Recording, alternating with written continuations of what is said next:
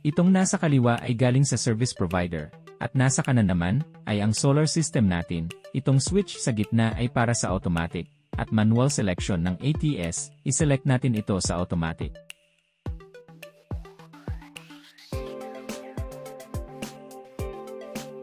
Kapag itong service provider ay nawala ng supply, dahil sa brownout, automatic po itong magsiswitch papunta sa solar system natin.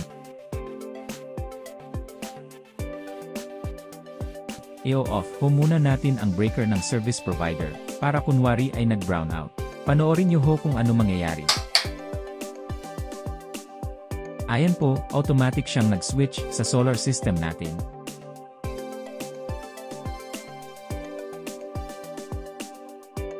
Ngayon itataas ko uli ang breaker, kunwari ay nagbalik na ang power ng ating service provider. Panoorin nyo uli kung ano ang mangyayari. Tumutok lamang po kayo sa ating video para sa mas malinaw at detalyadong mga function at kung paano natin ito i-install sa ating panel board sa bahay.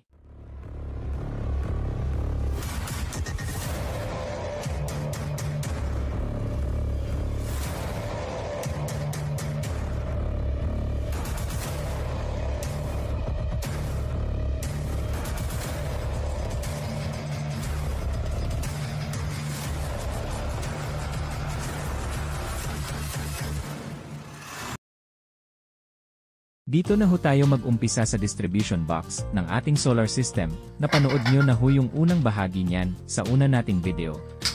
Itaas natin ang circuit breaker ng power inverter natin. Ito ho yung papunta naman sa ATS.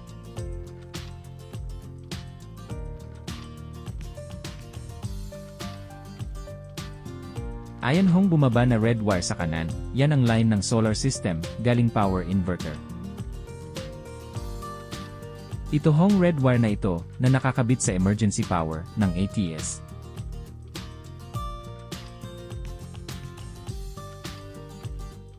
Itong yellow wire sa kaliwa ay galing dito sa circuit breaker na nagmula dito sa panel board. Yan ho ang galing sa service provider.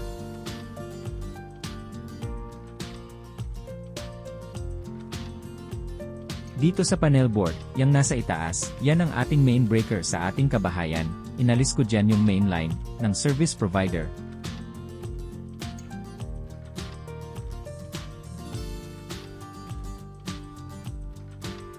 Dinugtungan at dito ko inilagay sa breaker papunta naman sa ating ATS.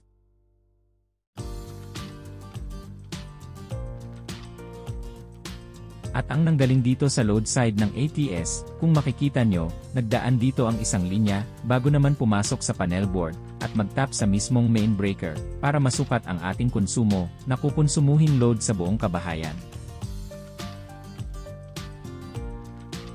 Ito ay DinRail, 6-in-1, may kilowatt-hour monitoring, wattage, voltage, power factor, hertz, at amperes. Napaka-useful nito, mamomonitor mo lahat ng ginagamit mong load sa loob ng bahay mo.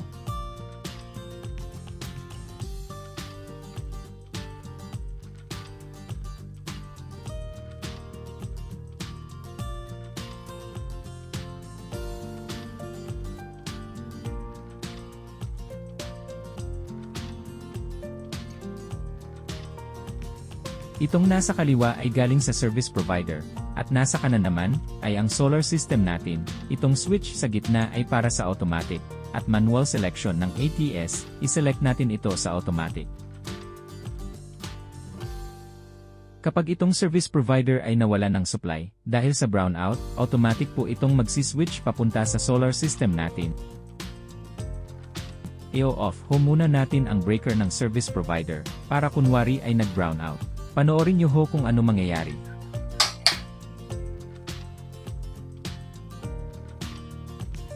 Ayan po, automatic siyang nag-switch sa solar system natin. Ngayon itataas ko uli ang breaker, kunwari ay nagbalik na ang power ng ating service provider. Panoorin nyo uli kung ano ang mangyayari.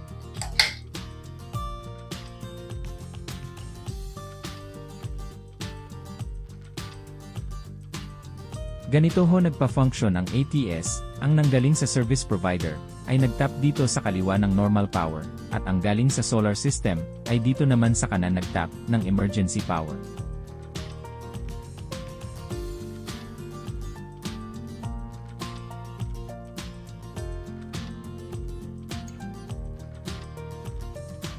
Pwede nyo rin yan pagpalitin kung ang gusto nyo ay solar ang normal power, at ang service provider naman ang magiging emergency power nyo.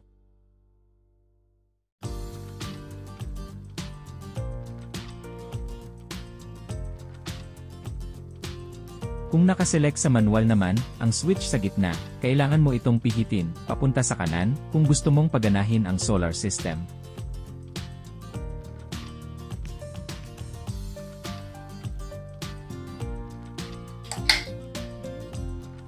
Yan hong indicator light sa itaas, dyan ho natin malalaman kung may power ang ating service provider o ang solar power natin, tulad sa nakikita nyo. Kung nais mo pang matuto ng mga tungkol sa solar at iba't ibang DIY o tungkol sa mga electronic repairs, mag-subscribe lamang ho sa ating channel, pindutin ang notification bell para ma-update ka sa mga bago nating video. I-like at i-share na rin ang topic natin kung nagustuhan mo ito. Maraming salamat po sa panonood.